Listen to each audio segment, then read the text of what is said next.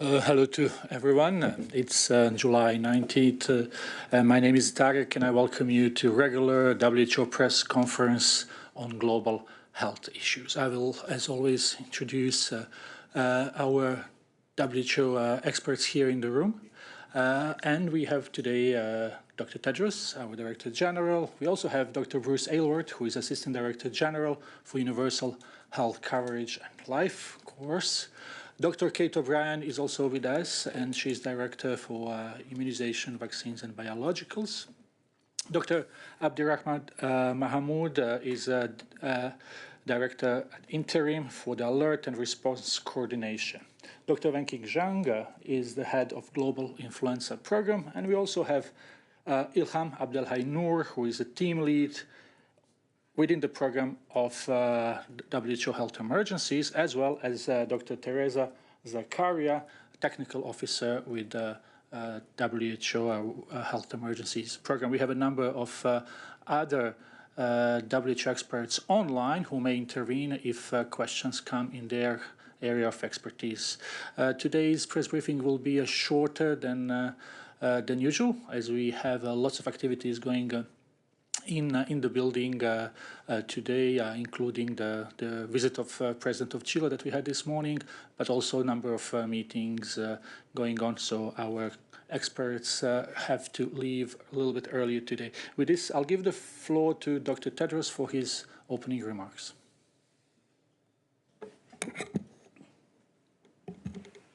Thank you, Tariq. Good morning, good afternoon, and good evening. Yesterday, WHO and UNICEF published new data which show promising signs that immunization services are rebounding in some countries after disruptions caused by the COVID-19 pandemic. Last year, 4 million more children received immunizations than in 2021. This is encouraging news, but large gaps remain, and global and regional averages mask severe and persistent inequities, especially in low-income countries. More than 20 million children missed out on one or more vaccines last year, and almost 15 million missed out entirely. While these numbers are lower than 2021, they are still higher than pre-pandemic levels. We're still falling behind with our targets to reach children with measles, HPV, yellow fever, and many other vaccines, risking outbreaks and suffering as a result of diseases that can be easily prevented. Of the 75 countries with substantial declines in immunization, only 15 have recovered to pre-pandemic levels, with the rest stagnant or even declining further. Most concerningly, low-income countries are not yet showing signs of recovery. In response, WHO, UNICEF, and other partners have launched the Big Catch-Up, working with the most affected countries to catch up, recover, and strengthen immunization infrastructure. This week, the intergovernmental negotiating body to draft and negotiate the pandemic accord is holding its 6th meeting. Next week, the working group of amendments to the international health regulations will hold its 4th meeting. And the negotiations of both processes are entering a critical stage. With less than a year to finalize their work, later this week, the two groups will hold their first joint meeting. The meeting will be webcast. The groups will discuss topics including the definition and declaration of a public health emergency of international concern and a pandemic. However, just as mis- and disinformation undermine the global response to the COVID-19 pandemic, so mis- and disinformation is undermining these efforts to keep the world safer from future pandemics. 20 years ago, the tobacco industry tried to undermine negotiations on the WHO Framework Convention on Tobacco Control. The same thing is happening now. Groups with vested interests are claiming falsely that the accord is a power grab by WHO and that it will stymie innovation and research. Both claims are completely false. I need to put this plainly. Those who peddle lies about this historic agreement are endangering the health and safety of future generations. If two companies sign a business contract and use lawyers to help them develop it, that doesn't give the lawyers control over the contract, nor make them a party to it. It's the same here. The pandemic accord is an agreement between countries, and WHO is helping them to develop that agreement. But WHO will not be a party to the agreement. As the countries themselves have pointed out repeatedly, this is an agreement between countries and countries alone. This accord aims to address the lack of solidarity and equity that hampered the global response to COVID-19. It's a historic opportunity for the world to learn the painful lessons COVID-19 taught us and make the world safer for generations to come. Earlier this week, I had the privilege of addressing the meeting of G20 finance ministers and central bank governors. I made the point that the global economy and global health are inextricably linked, as the COVID-19 pandemic demonstrated. And of course, pandemics are far from the only threat to health and economies. Every day, diseases, conditions, and injuries incur huge costs to governments in terms of health sector spending and lost productivity. Many of these diseases, conditions, and injuries could be prevented at a fraction of the cost of dealing with their consequences. Investments in health are therefore an economic no-brainer. If they were bonds, they would be rated AAA. It's time to rethink financing for health. It's time to see health not as a cost, but an investment. Not as a consumptive sector, but a productive sector, as the anchor for more inclusive, more equitable, and more prosperous societies and economies. Over the past 3 years, the G20 countries has played an important role in bringing together finance and health to respond to COVID-19 and to strengthen the global architecture for pandemic preparedness. I appreciate especially the G20's leadership in establishing the Joint Health Finance Task Force, which is supporting countries to identify and mitigate economic vulnerabilities and finance pandemic response. WHO is proud to host the Task Force Secretariat with the support of our partners at the World Bank. On the other hand, it's concerning that at this meeting, G20 countries were not able to reach agreement on debt relief for low-income countries. The pandemic has taken a heavy toll on the world's poorest countries. The burden of debt will keep them in a cycle of poverty and prevent them from making the investments in health that could help to fuel their recovery and growth.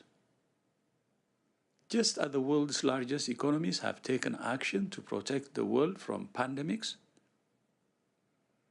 we call on them to demonstrate solidarity by taking action on debt relief to protect the world from poverty. One of the biggest contributors to keeping people trapped in poverty is the lack of rehabilitation services for those who need them.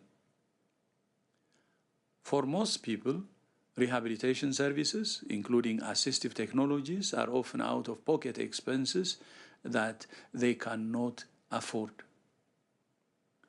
Ensuring access to quality rehabilitation services without financial hardship is an essential part of every country's journey towards universal health coverage.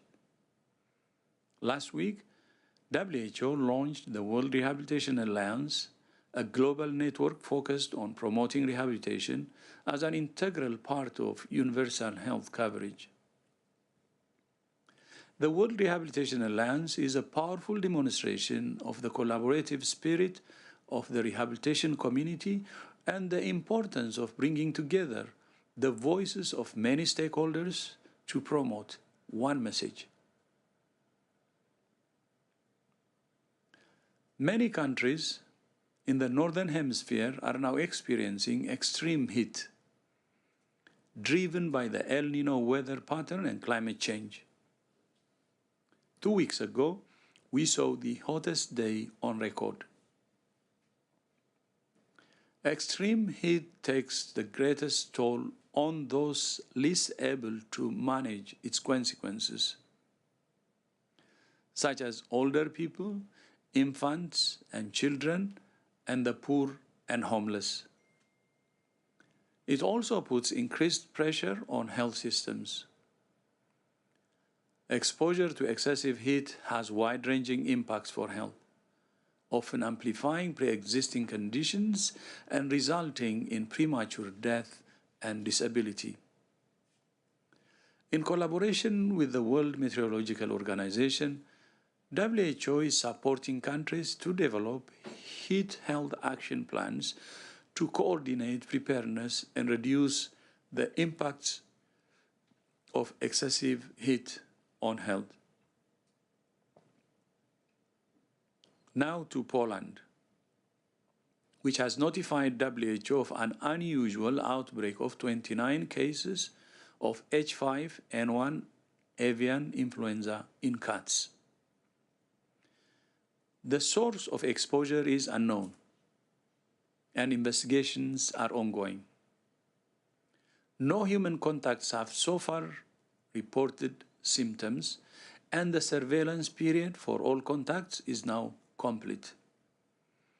WHO assesses the risk of human infection as low for the general population and low to moderate for cat owners and vets without the use of appropriate personal protective equipment. Infection of cats with H5N1 has been reported before, but this is the first report of high numbers of infected cats over a wide geographical area. WHO continues to monitor the situation in close collaboration with partners and the government of Poland.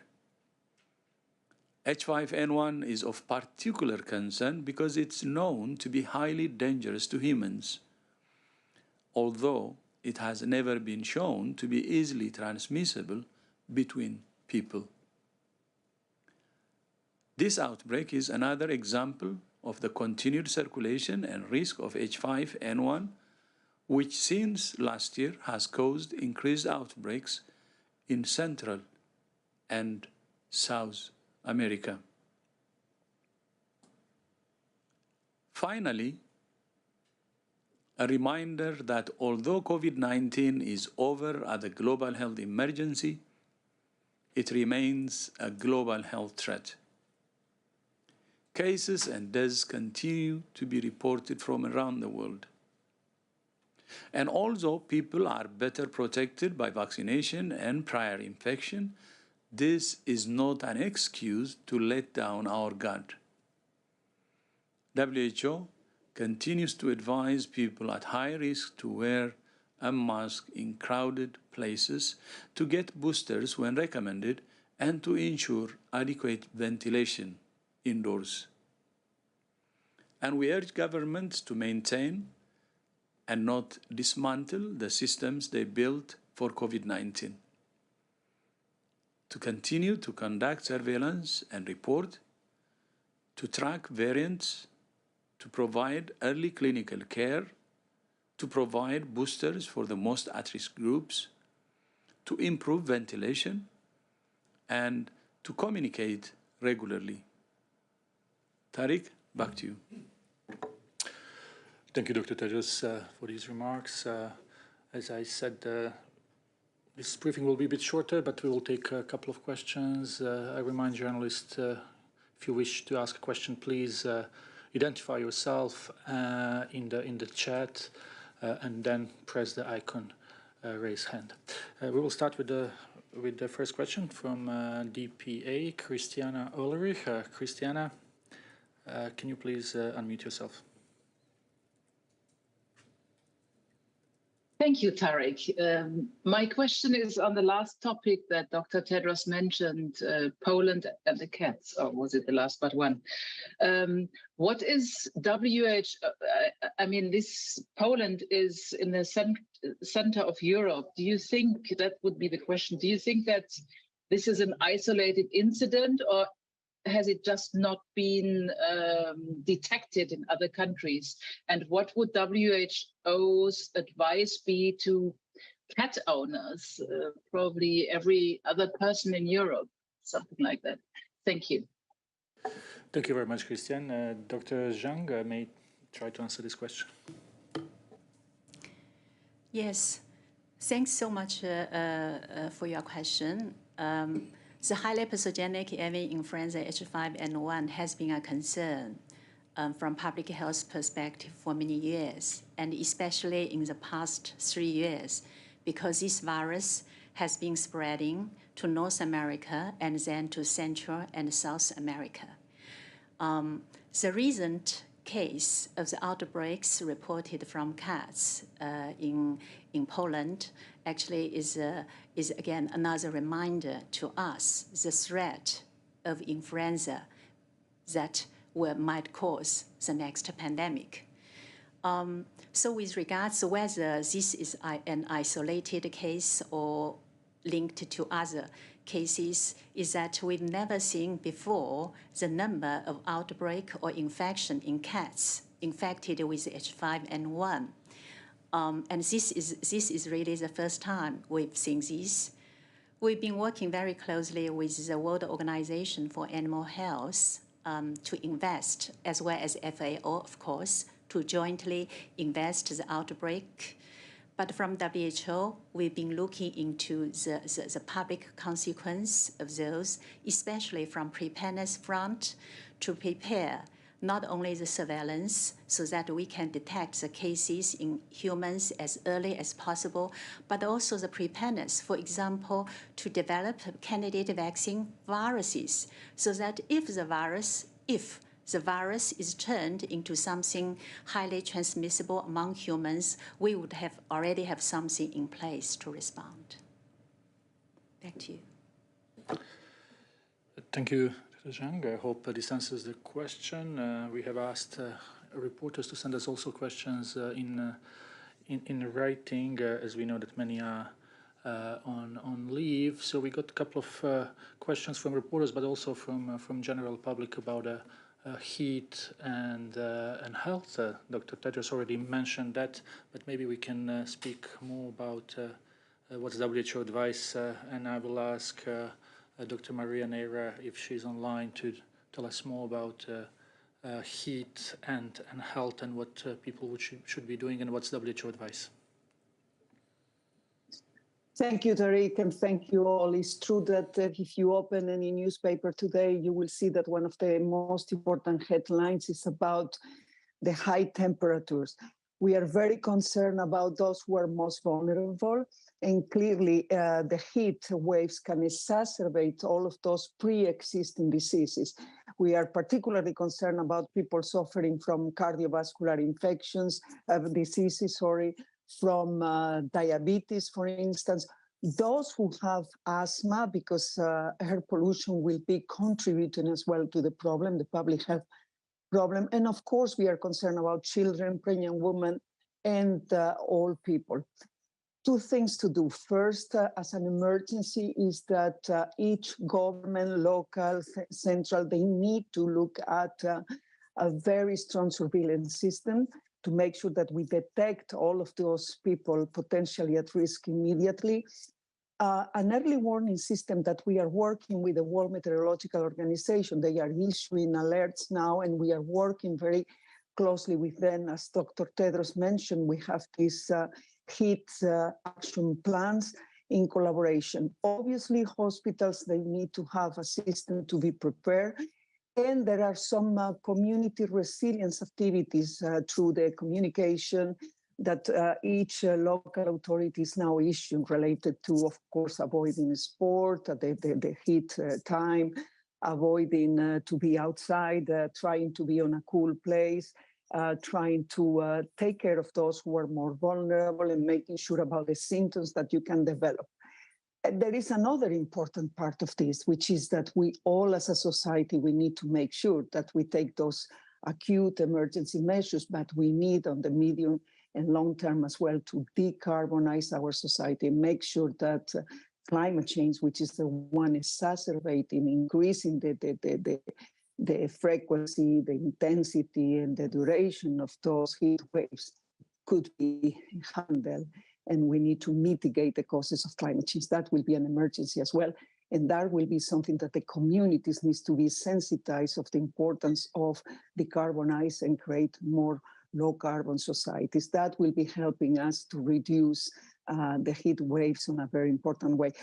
Urban planning is fundamental. We will need places at the city levels for people to have a kind of climate refuge, places where they can be. If at home they cannot ensure the refrigeration or something to cool the air and making sure that they can continue a more or less normal life with all the risks that the heat waves will be representing, can go as far as heat stroke or heat exhaustion. So we need to be very well prepared to recognize the symptoms, avoid the exposure, and therefore, if things happen, hospitals need to be well prepared. Thank you very much. Thank you, Dr. Maria Neira, for this. Let's try to connect to Reuters, Leroy Leo, if I'm not wrong. Leo, could you please ask the question?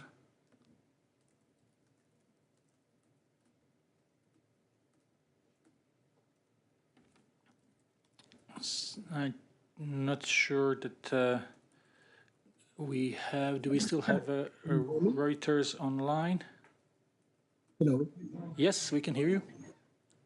Yeah, just sort of want to understand. I heard what Dr. Nina had just spoken about the heat wave, but I want to understand more about how WHO is advising in terms of. I'm sorry, Leo. We can't hear you. The line is really bad. Can you try to speak closer to the mic?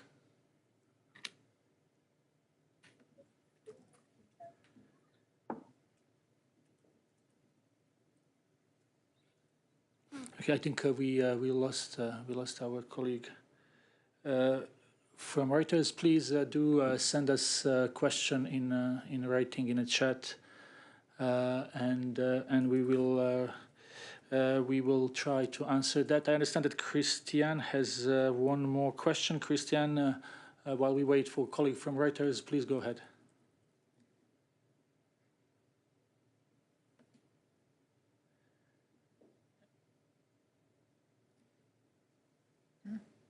Okay, we don't. I think we have a problem with dropping.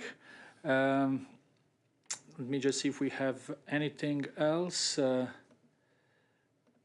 just to see with the colleagues. So I understand that we don't have really anyone right now. So we hope that journalists will be able to send us questions in writing, and then we will try to answer them. So.